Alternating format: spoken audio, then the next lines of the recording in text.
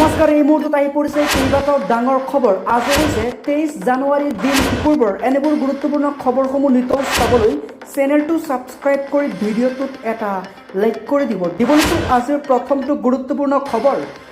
সন্মুখত 2026 চনৰ নিৰ্বাচন আৰু এই 26 চনৰ নিৰ্বাচনত 5টা সংকল্পৰে আগবাঢ়িব কংগ্ৰেছে।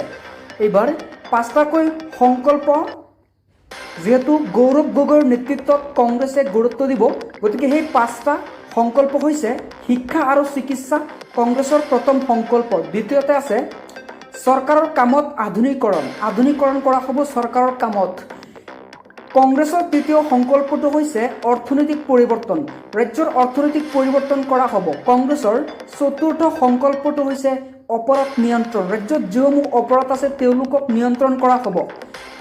আৰু পঞ্চমটো হৈছে যুৱকসকলক লৈ কেনেদৰে উন্নত কৰা যায়। আনুষ্ঠানিকভাৱে এইবাৰ FACCIৰ সভাপতি গৌৰৱ গগৈয়ে জনালে এই মন্তব্য।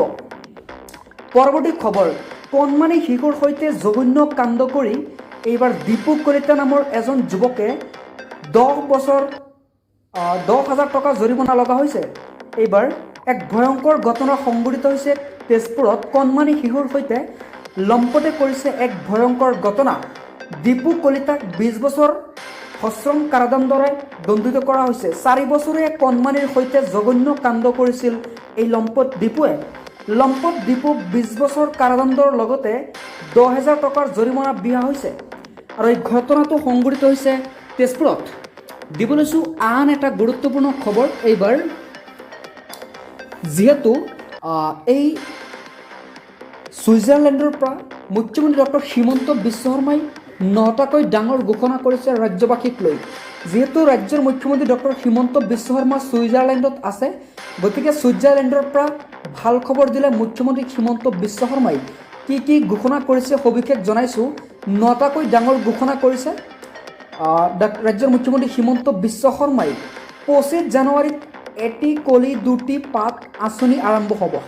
ইফালে চাহ বাগিচাৰ প্ৰতিগৰাকী শ্ৰমিকে 5,000কৈ টকা লাভ কৰিব। মুখ্যমন্ত্ৰীৰ আত্মনিৰ্ভৰ অসম আঁচনিৰ জৰিয়তে 75,000 যুৱকলৈ 2 লাখ টকা দিয়া হ'ব। 7 ফেব্ৰুৱাৰীৰ পৰা প্ৰথম কিস্তিৰ ধন লাভ কৰিব ৰাজ্যৰ যুৱকসকলে।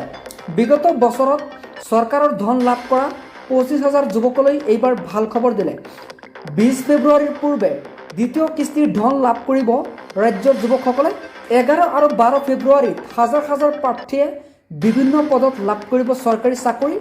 গতিকে শীঘ্ৰেই কেইবাখনো জিলাৰ লাখপতি বাইদেৱে লাভ কৰিব 10,000কৈ টকা। জনাবলৈছো আন এটা গুৰুত্বপূৰ্ণ খবৰ।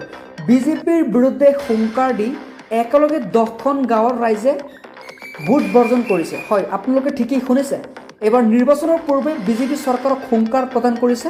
10খন গাঁৱৰ পুৰুষ অথবা মহিলাই মুখ্যমন্ত্ৰী পীযুষ হাজৰিকা, মানৱ ডেকাৰ বিৰুদ্ধে প্ৰতিবাদ সাব্যস্ত কৰিছে লাখ লাখ লোকে। ৰাজপথলৈ ওলাই আহিছে 10খন গাঁৱৰ পুৰুষ মহিলা আৰু তেওঁলোকে অব্যাহত ৰাখিছে প্ৰতিবাদ। লখিমপুৰৰ আমতলা বনগাঁৱত এই প্ৰতিবাদ দেখা পোৱা গৈছে। পৰৱৰ্তী খবৰ, জুবিন গাৰ্গৰ মৃত্যুৰ তদন্ত পুনৰ কৰা হ'ব। হিমন্ত নহয়, এইবাৰ অখিল গগৈয়ে দিব জুবিন গাৰ্গৰ ন্যায়। হয়, আপোনালোকে ঠিকেই শুনিছে। প্ৰাণৰ শিল্পী জুবিন গাৰ্গৰ ন্যায়ক লৈ এতিয়া খুব উজাৰিছে শিৱসাগৰ বিধায়ক অখিল গগৈয়ে। তেওঁ কেইবাটাও বিস্ফোৰক মন্তব্য কৰিছে। তেওঁ ক'লে পুনৰ হ'ব জুবিন গাৰ্গৰ মৃত্যু তদন্ত। জুবিন গাৰ্গৰ মৃত্যুৰ তদন্ত পুনৰবাৰকৈ হোৱা হ'ব, কিয়নো জুবিন গাৰ্গৰ মৃত্যুৰ প্ৰকৃত কাৰণ কি এতিয়ালৈকে ওলোৱা নাই।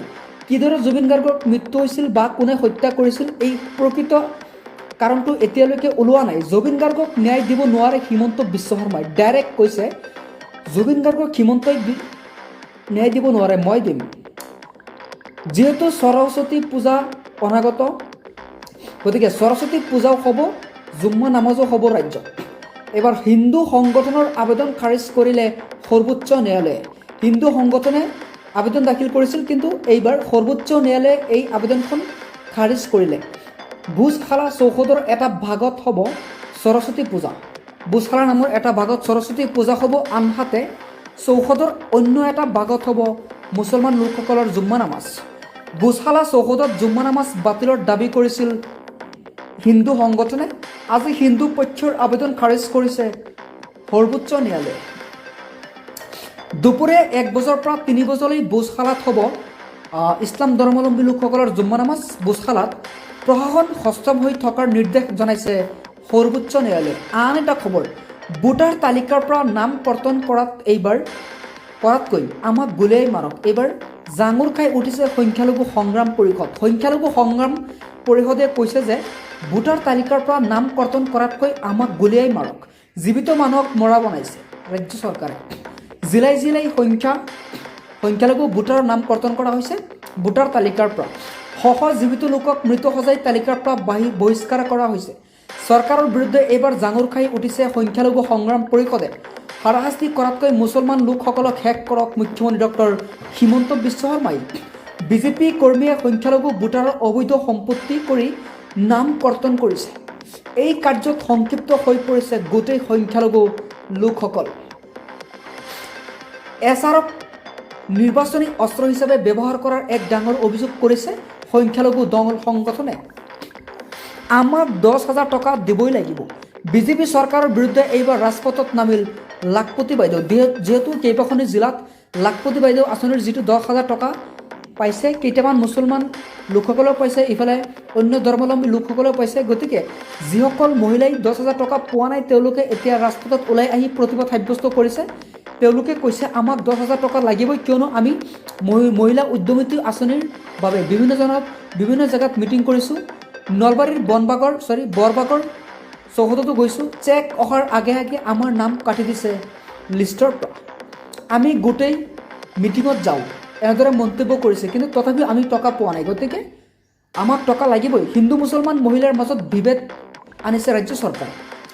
জনাব লৈছোঁ আন এটা দুখৰ খবৰ, কিয়নো এইবাৰ 200 ফুট তলত খাৱৈত বাগৰি পৰিছে সেনা জোৱানৰ বাসন। জম্মু কাশ্মীৰত সংঘটিত হৈছে এক ভয়ংকৰ ঘটনা। ডোডা জিলাত সেনাৰ বাসনৰ সৈতে শুকাওৱা দুৰ্ঘটনা সংঘটিত হৈছে। 4গৰাকী জোৱানৰ সৈতে শুকাওৱা ঘটনা হৈছে জম্মু কাশ্মীৰত। 17জন সেনা জোৱান আছিল গাড়ীখনত আৰু 4জন সেনাৰ মৃত্যুৰ খবৰ আহি পৰিছে আমাৰ হাতত। খুবেই এটা দুখ লগা খবৰ। আৰু এই ঘটনাক লৈ প্ৰধানমন্ত্ৰী নৰেন্দ্ৰ মোদীয়ে এক পোষ্ট কৰিছে, শোক প্ৰকাশ কৰিছে।